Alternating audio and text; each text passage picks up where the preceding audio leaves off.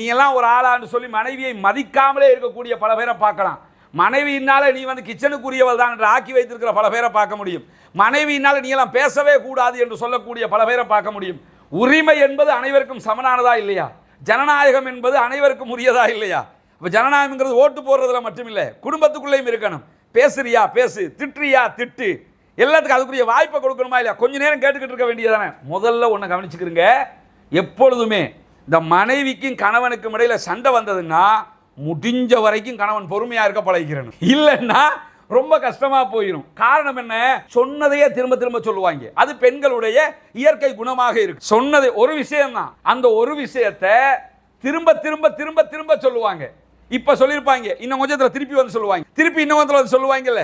அது மாதிரி இருக்கிறதுனால என்ன பண்ணணும்னு கேட்டா, முடிஞ்ச வரைக்கும் பொறுமையாக இருக்கிறதுக்கு பழகிக்கிறேன்னு. பெரும்பாலான பிரச்சனைகள் எங்க வரும்னு சொன்னா இந்த மாதிரி இடத்துல வரும். ஆண்கள் கவனி வருகிற மிக முக்கியமான இடம் இது. நான் ரொம்ப வேலையா இருக்கேன், நான் ரொம்ப பிஸி, நான் வர்றதுக்கே இரவு 1 மணி ஆகிரும், நான் வர்றதுக்கே இரவு 3 மணி ஆகிரும். இந்த மாதிரியான நம்ம வாழ்க்கை அந்த லைஃபை உண்டாக்கி வச்சிருக்கிறோம். இந்த லைஃபால கண்டிப்பாக பல பேருடைய வாழ்க்கை நாசமாய் போய்விடும். நம்ம நினைக்க மாட்டோம். அப்படியே அந்த மனைவியை விட்டு தூரமாகி கொண்டே இருப்போம். மனைவியை விட்டு ரொம்ப தூரமாகிறவே கூட, ரொம்ப நெருக்கத்தில் இருக்கணும். மனைவி மனைவி எதுனாலும் வைஃபுங்கிற மாதிரி பக்கத்தில் அரவணைச்சுக்கிட்டே இருக்கணும். ரொம்ப தூரமாகுவதால் பல பிரச்சனைகளுக்கு நாம் ஆளாக வேண்டி வந்துவிடும். அவள்களை எல்லாம் வைக்கிற இடத்துல நீங்க வைக்கணும். ரொம்ப இடம் கொடுத்தீங்க, தலைக்கு மேல வந்துருவாங்க. அவள்களை வைக்க வேண்டிய இடத்துல வைக்கணும்னா இதை அரசாங்கமா நடத்துறோம் அல்லது அரசியல் கட்சி நடத்துறோமா?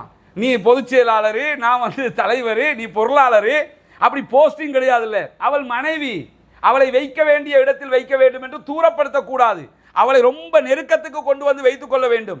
அப்படிப்பட்ட காரியங்களுக்காகத்தான் இப்படிப்பட்ட செய்திகள் எல்லாம் நபிகள் நாயகம் ஸல்லல்லாஹு அலைஹி வஸல்லம் அவர்களை தொட்டு நமக்கு வரக்கூடியதாக இருக்கிறது. ஆயிஷா ரலியல்லாஹு அன்ஹா ஒரு வீட்டுக்கு, ஆயிஷா ரலியல்லாஹு வீட்டில் இருக்கும்போது தான் ஒரு நபிகள் நாயகத்துடைய மனைவியர்கள் ஒரு உணவு கொடுத்து அனுப்பிடுவாங்களா இல்லையா? அந்த பாத்திர தட்டை போட்டு ஆயிஷா ரலியல்லாஹு கீழே போட்டு உடைச்சிருவாங்க. யாருக்கு முன்னாடி உடைக்கிறாங்க?